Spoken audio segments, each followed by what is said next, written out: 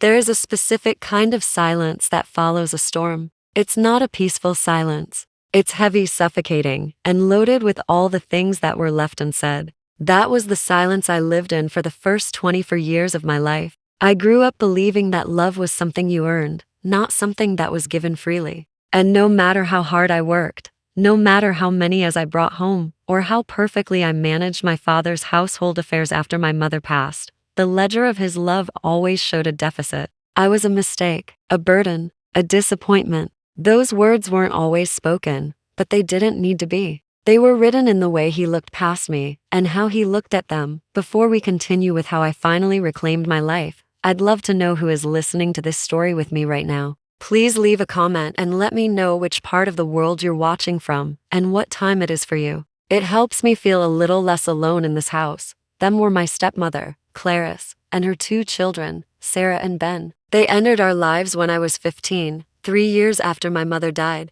The shift was immediate. My father, once a distant but mostly indifferent man, suddenly found a bottomless well of generosity and affection, but only for Clarice and her kids. The modest family home I grew up in, a place filled with memories of my mother, became their playground. Sarah and Ben got the largest rooms. They got the music lessons. They got the unconditional support. I got the chores, the attic, bedroom, and the reminder that I should be grateful I wasn't on the street. It was as if my father was trying to erase my mother and me to build a brand new, glossy family in which I was merely an ugly footnote. I tolerated the constant dismissal, the small cruelties, and the subtle emotional abuse for one reason: my mother's legacy. She had been the primary earner, the one who purchased the house and secured the investments that maintained my father's standard of living. I knew that somewhere, deep in the legal documents, my future was secured. The breaking point arrived on a rainy Tuesday.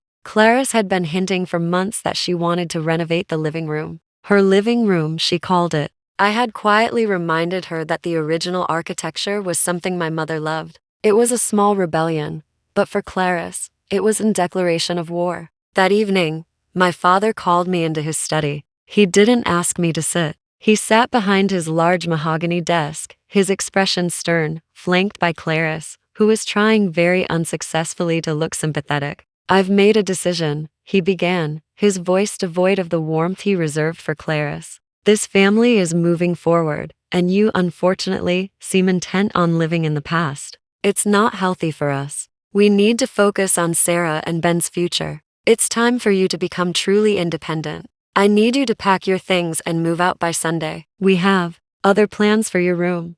The floor felt like it was dissolving beneath my feet. Sunday, that was 5 days away. He wasn't just asking me to find my own place. He was evicting me. Clarice finally spoke up, a fake, pained expression on her face. "Honey, we're doing this for your own good. You need to learn how the world works. And besides, Ben needs a space to work on his art. The attic light is perfect for it." They had it all planned. The room I had been exiled to, the only place I had left that felt like mine, was already being reassigned to a boy who hadn't contributed a day's work in his life. The sheer arrogance of it made the blood roar in my ears. I didn't beg. I didn't scream. I simply nodded, the shock paralyzing my ability to fight back. In that moment, something broke, but something else, something much stronger and colder, was born. I saw my father not as a man whose love I needed to earn, but as a transaction. A contract he had willfully violated. The next 5 days were a blur. I found a tiny studio apartment that I could barely afford on my entry-level salary, a place so small the bathroom door didn't fully open. But it was mine. On Saturday, as I carried the last box of my mother's old books down the stairs, I heard the deliveries arriving. Caterers, a party rental company, cases of expensive wine. The pieces clicked into place. My father wasn't just kicking me out. He was celebrating it. This wasn't a sad parting of ways. It was a festival of freedom from his own daughter. I walked out of that house with my head high, ignoring Clarice's polite goodbye and Sarah's smirk. I didn't cry. Crying was a luxury for people who were loved. I had to focus on survival, and then on justice. I spent my last night in that attic, not packing, but carefully searching my mother's old filing cabinet. And I found it. The crucial piece of the puzzle my father had forgotten. The day of the party, 2 weeks after I left, was the day he called. My phone rang incessantly, but I ignored it. Finally, I accepted. His voice was different this time. The cold, commanding authority was gone, replaced by a desperate, crackling anxiety. Amara, where are you? Why haven't you answered? I leaned back in the chair of my cramped studio, the calm wash of victory starting to fill my chest. I'm at my new apartment, Dad. Remember? You kicked me out. What's wrong? Is Ben having trouble with the attic light? There was a moment of silence on his end, then the sound of his breath hitching. The house, Amara. The house. They're here. They're foreclosing. There's some mistake with the trust. The title. The bank says the house isn't mine to sell or even to live in without approval. His voice broke. This was the man who had celebrated my expulsion. This was the man whose party I had watched through the small window of the moving truck, the sound of laughter echoing behind me as I drove away. Now, he was crumbling, and I was the only one who could stop it. But the time for giving had ended. I let the silence on the other end of the line stretch out for a few seconds. I wanted him to feel the weight of his own desperation. A mistake, Dad? I finally asked, my voice as smooth as silk. You've lived in that house for 24 years. You managed the finances. How could there be a mistake now, just when you were planning to renovate the attic for Ben? I could hear Clarice's muffled, frantic voice in the background, shouting something about legal rights and calling the police. It was pathetic. The woman who had spent years systematically erasing my presence was now realizing that the ground beneath her feet was never hers to begin with. My father's breathing was ragged. Amara, please. The bank officials are literally standing in the foyer. They're talking about an unpaid maintenance lien and a transfer of ownership clause from your mother's will. They're saying I don't have the authority to use the house as collateral for the loan I took out for Sarah's tuition. You have to tell them you have to fix this. I stood up and walked to the small window of my studio, looking out at the gray city skyline. The thing is, Dad, I didn't make the mistake. You did. You were so busy celebrating my departure, so eager to throw that party and toast to your new life, that you forgot to check the one thing that actually mattered, the trust protocol. You see, my mother wasn't just a hard worker. She was a visionary. She knew my father's nature better than he knew himself. She knew that if she weren't there, his loyalty would shift to whoever flattered him most. So, she didn't just leave him the house. She left him a life estate, a legal arrangement that allowed him to live there only as long as he maintained the property and, more importantly, as long as he didn't attempt to encumber the property with debt without the primary beneficiary's consent. And that primary beneficiary wasn't him. It was me. I explained it to him slowly, like I was talking to a child. When you took out that massive loan to fund Sarah's lavish lifestyle and Clarice's shopping sprees, you violated the terms of the trust. The moment that loan was processed, the life estate dissolved. The house didn't go to the bank, Dad. It reverted entirely to me. And since I am now the sole owner, and you failed to pay the property taxes and the maintenance fees for the last 3 years using that money, instead, for your celebration parties, the bank is simply acting on my behalf to settle the debts you've accumulated. The sound of a glass breaking came through the phone. I imagined Clarice dropping her expensive wine glass on the hardwood floors my mother had hand-polished. You did this? He whispered, his voice trembling with a mix of rage and disbelief. You're throwing your own father onto the street? I'm not throwing you out, Dad, I replied, my tone devoid of any malice, just cold, hard facts. I'm just allowing you to experience that independence you were so keen for me to learn. Remember? You said it was for my own good. Well, consider this my way of returning the favor. You have Clarice, Sarah, and Ben. You have your new family. Surely, with all the talent Ben has for art and Sarah's expensive education, they can find a way to support you. After all, you sacrificed my place in that home for them. It's only fair they step up now. I heard Clarice snatch the phone away. Her voice was shrill, the mask of the kind stepmother completely shattered. You little brat, we will sue you. You can't do this. This is our home. I actually laughed then. It was a short, sharp sound. Actually, Clarice, it's my home. And if you check the front door, you'll see the eviction notice. You have exactly 48 hours to vacate. And don't bother taking the furniture. Most of it was purchased with my mother's inheritance money, which, as it turns out, you also misappropriated. The next 48 hours were a whirlwind of frantic calls from relatives I hadn't heard from in years, all suddenly concerned about family unity. I blocked them all. I wasn't interested in their selective morality. On the day of the eviction, I drove back to the house. I didn't go inside. I sat in my car at the curb, watching as the perfect family scrambled to load their belongings into a U-Haul. There was no party music today, no laughter, no expensive catering. Just the sight of Sarah crying over her ruined makeup and Ben looking bewildered as he carried a stack of empty canvases. My father stood by the door,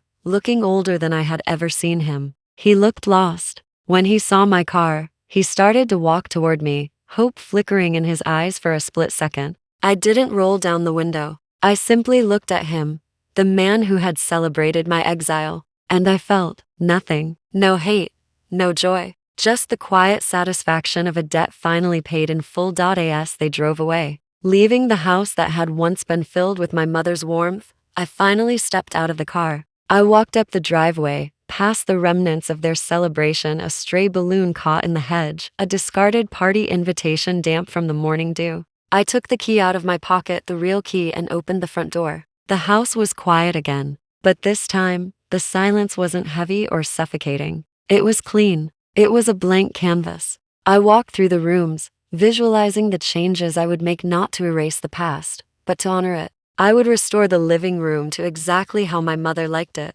I would turn the attic into a guest suite for people who actually deserved my hospitality. I had lost a father, it was true, but I had found something much more valuable, my own worth. And as I closed the door behind me, I knew that the drama was finally over. The mistake had been corrected, and for the first time in my life, I was exactly where I belonged. The house felt larger once they were gone. The echoes of their frantic packing and Clarice's shrill demands had faded, replaced by a profound, hollow quiet. I stood in the center of the living room, looking at the scuff marks on the floor where they had dragged their suitcases out in a hurry. For years, I had walked through these halls feeling like a ghost, a remnant of a past my father wanted to bury. Now, I was the only one left. I was the owner, the guardian, and the judge. But as I stood there, I realized that reclaiming the house was only the first step. The true challenge was reclaiming myself, the person I was before they tried to make me feel small. A few days after the eviction, my father tried one last time to reach me.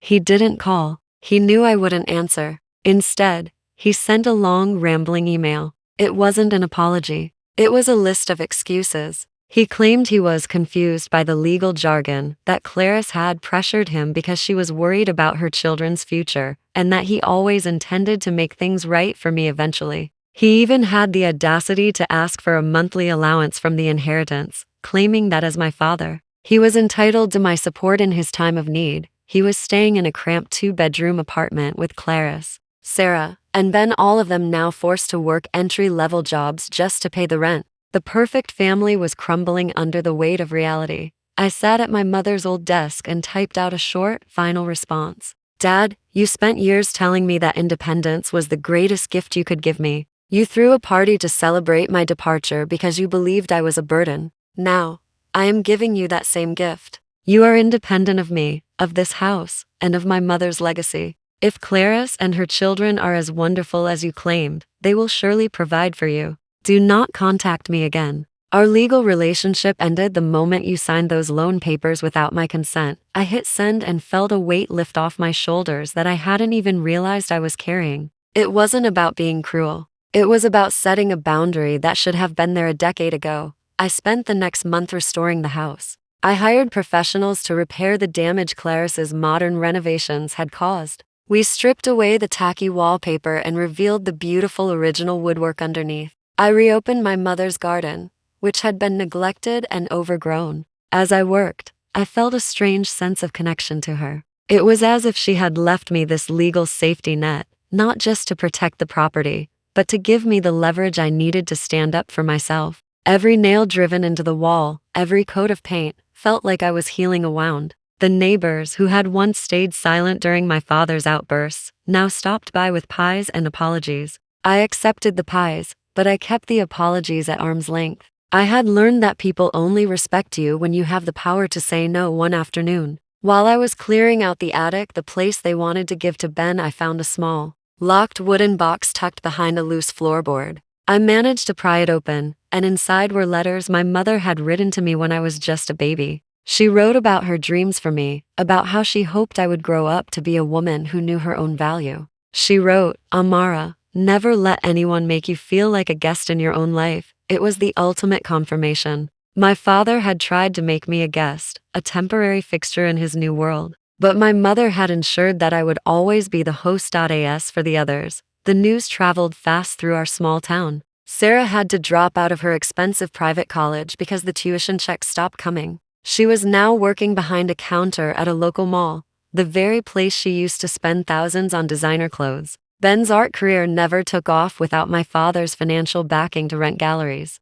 And Clarice? I heard she had moved back in with her sister, her dreams of being a wealthy socialite shattered. They had built their house on sand, using my mother's hard-earned money as the foundation. When I pulled the rug out from under them, the whole structure collapsed because there was no substance to their lives, only greed and pretension. I decided not to live in the house alone. It was too big for one person, and I didn't want it to become a museum of the past. I converted the upper floor into 2 beautiful apartments and rented them out to young women who, like me, were starting their lives from scratch. We created a community based on respect and support, the kind of environment I never had growing up. The house was finally full of laughter again, but this time, it was genuine. There were no fake parties, no hidden agendas, and no one was being kicked out for the sake of someone else's ego. On the 1-year anniversary of the Great Eviction, I stood on the front porch watching the sunset. I thought about the girl. I was 2 weeks after being kicked out, scared, lonely, and living in a tiny studio. And then I looked at the woman I had become. I wasn't just a survivor. I was a victor. I had taken the bricks they threw at me and used them to build a fortress. My father had taught me a valuable lesson, though not the one he intended. He taught me that family isn't about blood, it's about loyalty. And those who betray that loyalty don't deserve a seat at your table, no matter how much they beg. I turned around, went inside, and locked the door. I was home, and for the first time, I knew exactly who I was. As the sun dipped below the horizon, casting long golden shadows across the porch, I realized that the heavy lump of anger I had carried in my chest for years had finally dissolved. It wasn't just that I had the house back. It was that I no longer needed my father's validation to feel whole. The man who once held the power to shatter my world with a single get out was now just a distant memory, a cautionary tale of what happens when greed is placed above blood. I didn't hate him anymore. Hate requires energy, and I preferred to save mine for the flowers in my garden and the new life I was building. I often think back to that party he threw, the music,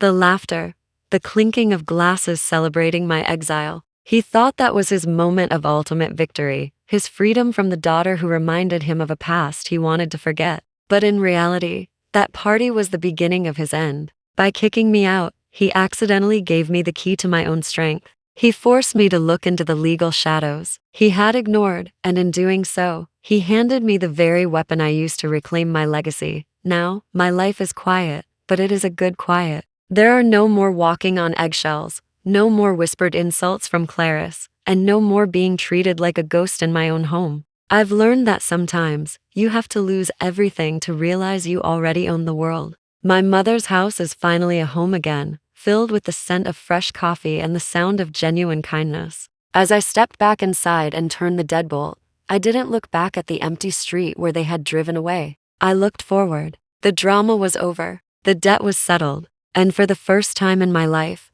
I was truly, deeply free.